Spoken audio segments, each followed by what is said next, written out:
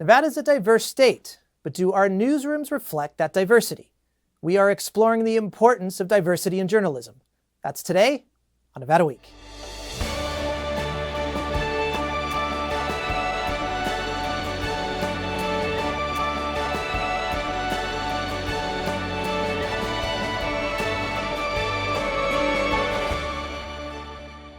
Support for Nevada Week is provided by Senator William H. Hernstat and additional supporting sponsors. As protests against racial injustice continue across the country, many local newsrooms are looking inward. The primary goal of any journalist should be to fairly report about the community they serve. However, the overwhelming majority of newsrooms don't reflect the racial and ethnic backgrounds of the communities they serve. On today's show, we're looking inward at the local media landscape. We'll explore where there are gaps in newsroom representation and why diverse newsrooms and racially diverse story coverage is critical to our community's equitable growth. Plus, how we can bridge the gap through education and hiring practices. Joining us for this conversation is John Ralston, editor of the Nevada Independent; MJ Lyle, board member for the Nevada chapter of the Society for Professional Journalists; Kevin Stoker, director of the Hank Greenspun School of Journalism and Media Studies; and Laura Martin, executive director of the Progressive Leadership Alliance of Nevada, better known as Plan Action. Well, Laura, John, Kevin, Michael, thank you so much for being here. Thank you for sharing in this conversation. We really appreciate it. It's extremely important. I want to get right to some of the statistics here. The American Society of News Editors, they conduct a yearly annual newsroom diversity survey. That survey has shown that newsrooms are disproportionately white. Only 22.6% of newsrooms are persons of color. To compare that to our national rundown, 39% of our national population are persons of color. Michael, I wanted to start with you. Is this reflective of what you're seeing in our newsrooms here within the state? Absolutely. Unfortunately, we don't have a lot of data here, and I think it's just because we haven't asked to see what the breakdown of our newsrooms here. Broadcast might be a little bit better, but as far as print and online world, yeah, it's a mostly white world. Even though you could talk to a lot of the few journalists of colors, because we all talk to one another, and we always make note of just who we see in the room with us, who is out covering stories with us, and it's always overwhelmingly white. John, you want to add to that? We mentioned that there isn't a lot of data. Maybe you've got some data you can share. I looked around, I didn't see a lot.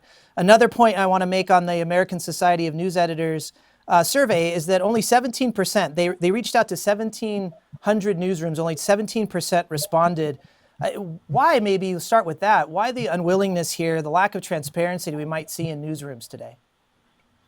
Well, I think the problem there is a general problem with the media, which is too many people in our business, because we are invested with this noble cause under the First Amendment. We can talk a good game about transparency and wanting to be open, but there's a lot of arrogance and unwillingness to be open about a very, very difficult subject. I think it has become even more difficult now in the age that we're in, and especially when you have prominent Black journalists like Wesley Lowery writing op-eds that are very compelling and tell the story of the experience of African-American journalists.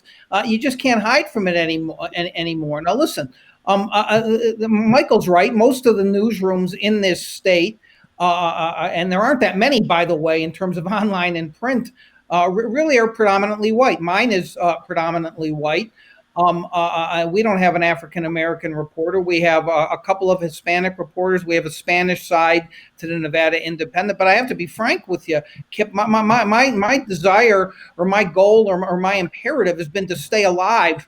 And I haven't given as much thought, perhaps, to issues of diversity, although I think in some ways we have a more diverse newsroom than others. Yeah, and to that point, let's just talk more generally about online newsrooms here. Again, I'm going to refer to this survey one more time. 25.6% of online newsrooms are persons of color, so a little bit more than we're seeing in paper newsrooms.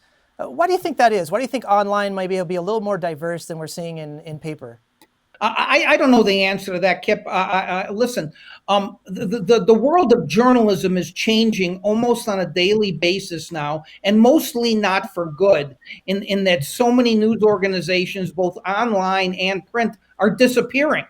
So you have nonprofits such as ours proliferating, which I think is a great thing. And the fact that there are additional voices, I've said this about the Current before. I'm glad the Current exists. I'm glad they're a relatively new voice. They're even younger than us, and we're pretty young, and they've done some great work. And Michael is an incredibly diligent and perceptive reporter, and I'm glad that he and the others in the Current are out there. But I know we're talking about diversity today, but the real issue for journalism beyond that is survivability. And so that's why it might be less of an issue on people's minds who run news organizations right now than maybe it should be.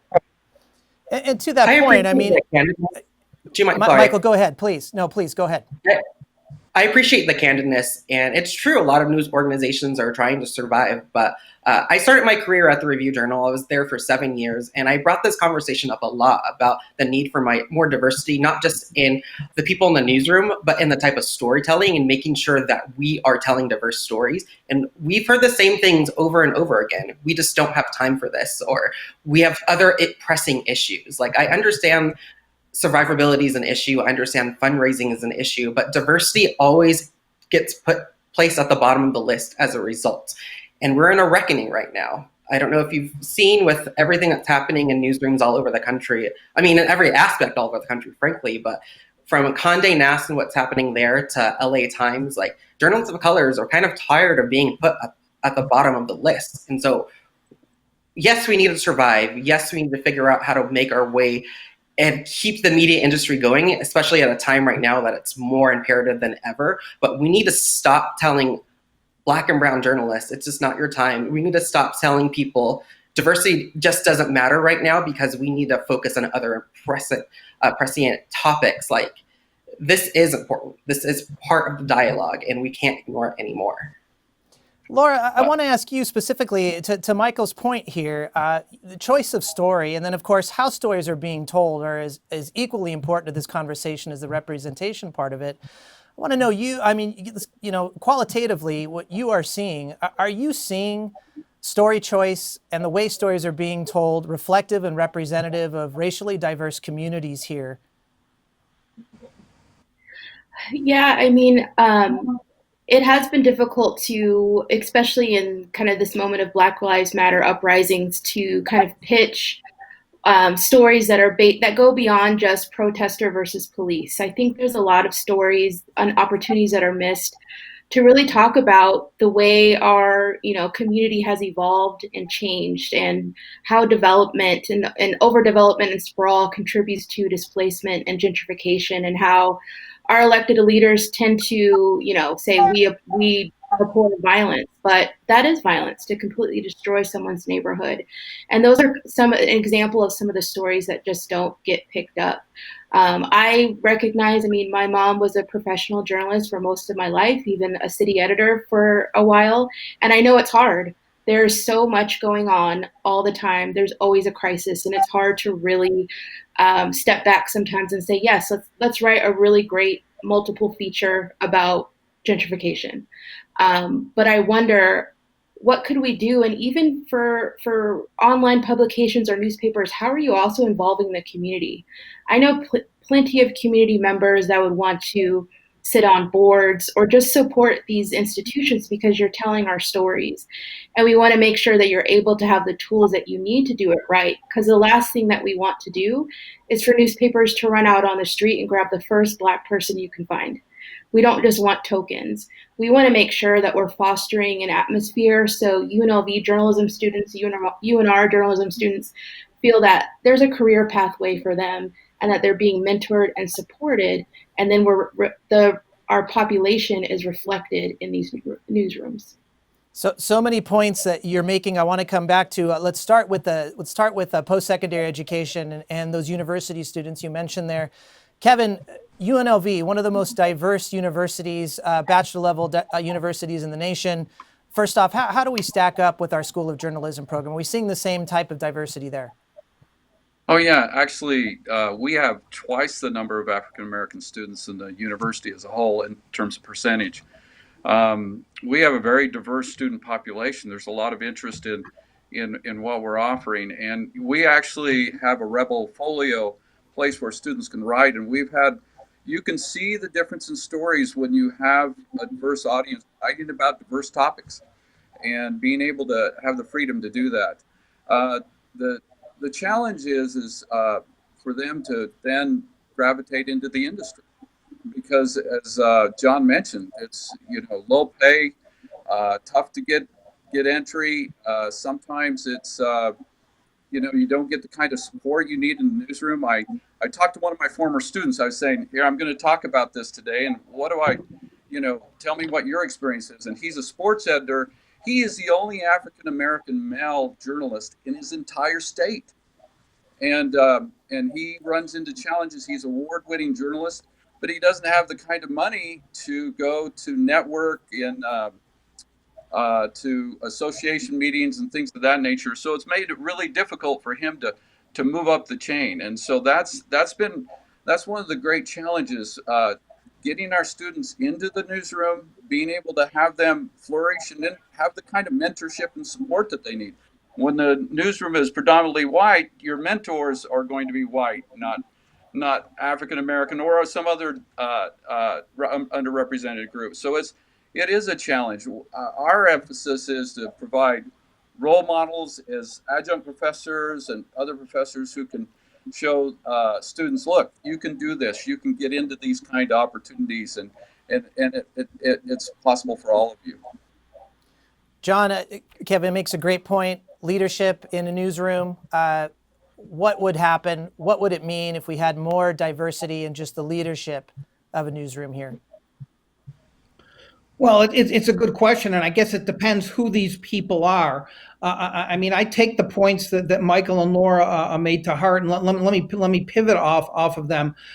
Diversity can be good, but diversity for diversity's sake alone might not be good. And just as Laura mentions that we shouldn't, as journalists, go out to these protests and find the first Black person that we see and interview them and think that's going to be representative of them, that's not a good idea either. But there is something to be said of the experience that a Black or brown person has lived, giving them a different and in some cases better perspective as a journalist to cover these stories. It's not always true, but it can be true. And I just say a couple quick things about our approach at the Independent. We have a little bit of a luxury at times and frustration at others, is that we can step back and I let my reporters do deeper stories. We didn't cover the protests in a granular way, but what we did do is two of my reporters looked into the history in both of the urban police departments and complaints that had been filed, and what the history of either police brutality, structural racism might be there.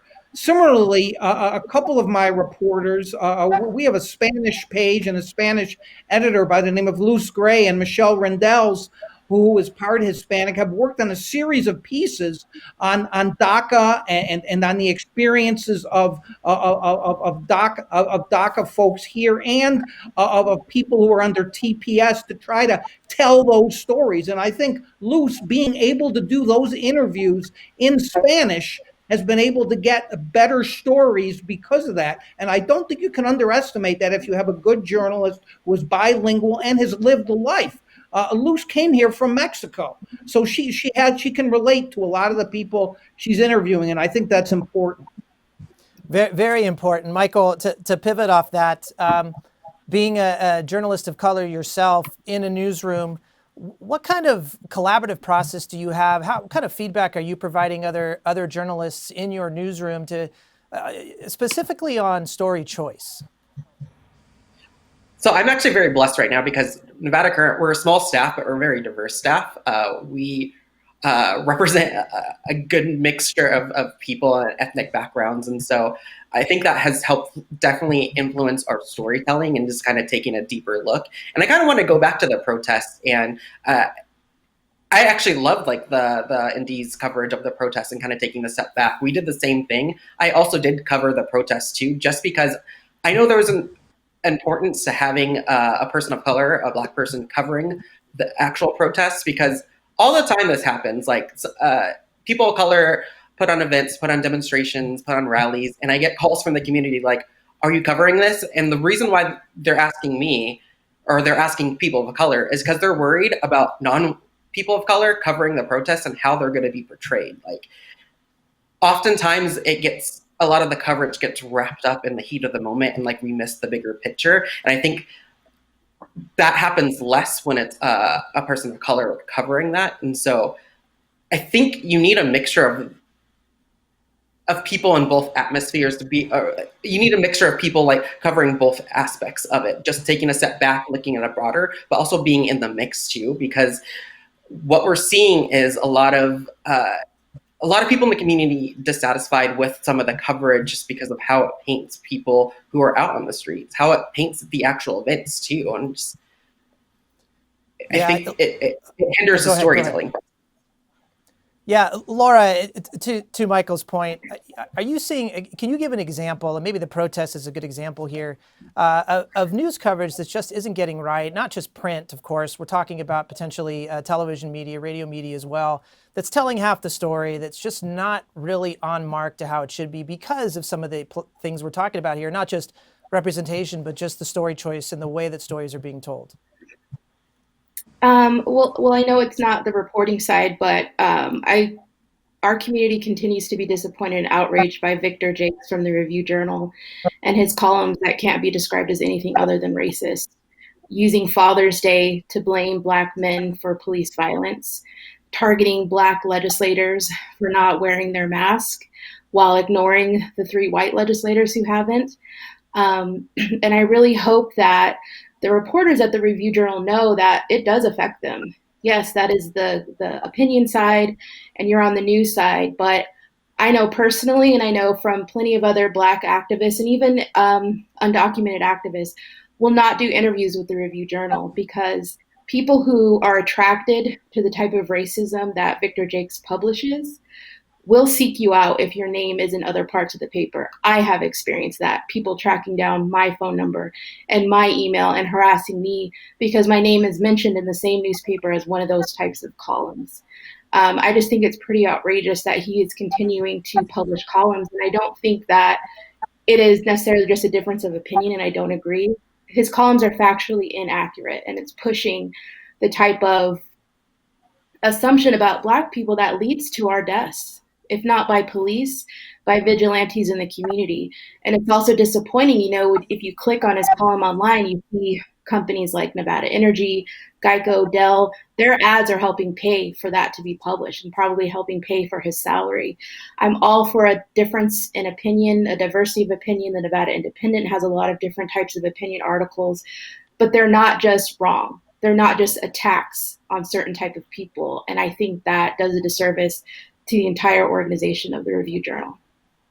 John, great point Laura's making here, balanced in opinion articles, particularly how that then hinges on trust and how the public is really approaching our news sources here. You comment on that. Well, first, let me put myself in the unusual position of defending the Review Journal, at least their reporters. They are very upset with the columns that Laura just mentioned, which are totally outrageous. There was an internal letter written. They know that there is a guilt by association, and they worry about that. They worry about how they are perceived in communities of color because the Review Journal continues to publish someone who does publish racist and transphobic pieces that forget about them being factually inaccurate. They're just very nasty, mean screeds, and by someone who is not a journalist. So let's talk about opinion, though. And this is where diversity does come in. And we've had this discussion internally. We have a very diverse op-ed page in the sense that there's, as Laura mentioned, very different opinions. One of our regular columnists is a liberal, another one is very conservative, and another is libertarian, but they're all white. And I would like to find more diverse voices. We have had this conversation internally, and I do want to start reaching out, and I already have, to try to get more diverse voices on our op-ed page, more Black and Hispanic, and maybe even Asian American writers, because I do think it's a different point of view. However, again, I'm pointing out diversity for diversity's sake. I want these people to be good. Michael and Laura are too young probably to remember when the RJ thought it was going to show it had diversity on its editorial page and hired an African American female columnist who was terrible.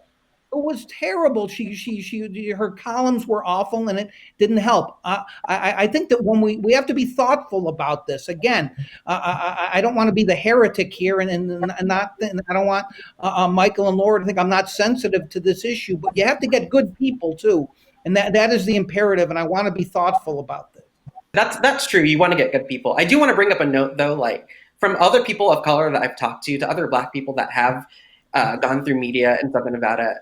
I do want to bring up the question of if you're good enough, because I feel like a lot of us are are told the same things. You're not good enough. Your copy's not clean enough. You're not aggressive enough. You're not this. And so I'm not saying that columnist probably wasn't terrible, but I also want to balance the conversation that a lot of Black people and people of color that entering this industry are given different standards and higher standards that we have to meet and overcome for us to advance. And so we do need to actually be aware and bring it into this conversation too. Absolutely. Kevin, I want to go back to what John said, being thoughtful here. Let's bring it back to university, post-secondary education here, School of Journalism.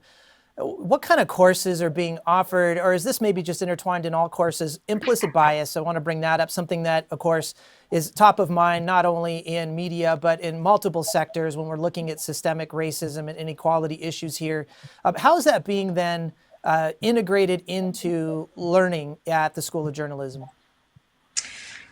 Well, I wouldn't say that the classes are set up to be systemic, have anything in that regard. What I would say is more so is trying to get the type of people teaching those classes who can serve as role models for students from every background. And so I've made a point to actually hire 2 African American adjunct professors along with Hispanic adjunct professors and people of other races, trying to see, turning over a faculty is slow. That takes time because people are tenured, they're in, and it takes time. But with adjuncts, I can make an impact immediately.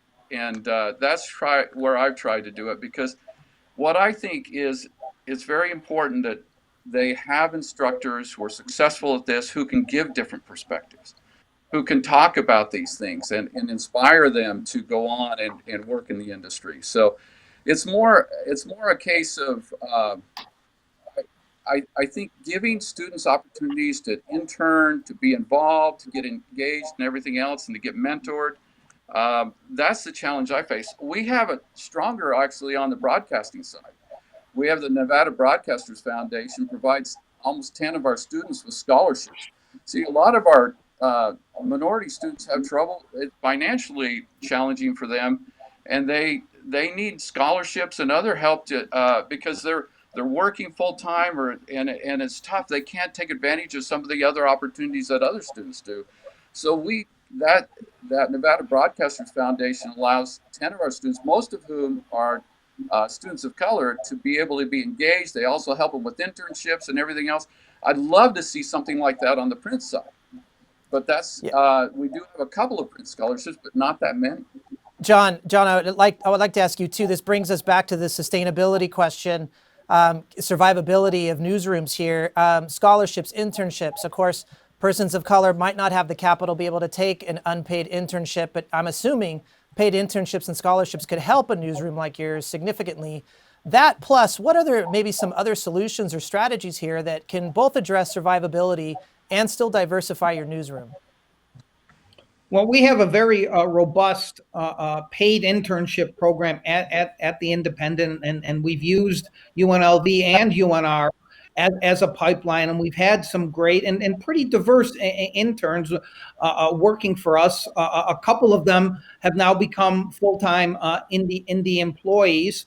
And so I do think it's really important, and we've talked about this internally, and now one of our reporters, Michelle Rendell, has gotten promoted to be an associate editor, and she oversees the intern program, and she's very sensitive to not just getting the best interns we can who really want to stay in the business, but to try to get some diversity in there too. And listen, I think Michael is absolutely right, and he's not the first person to say this. As I mentioned, Wesley Lowery, and in some of his writings, has really mentioned how African-American journalists are, to some extent, held to a higher or different standard when they apply for jobs or after they become employees. And he has been pretty scathing about how he was treated at the Washington Post. So listen, we're talking about the future here, Kip, and I think it is indistinguishable talking about survivability and diversity. Well, John, Michael, Laura, Kevin, thank you so much. We're out of time. Great discussion, a discussion I think that needs to continue, and maybe we'll invite you all back and continue this conversation. There's so much more to talk about. We really appreciate your time. Thank you. Thank you. Thanks. Thank you. Thanks. Well, thank you for joining us for this episode of Nevada Week. Now, for any of the resources discussed on the show, please visit our website at vegaspbs.org/Nevada-Week. You can also always find us on social media at Nevada Week.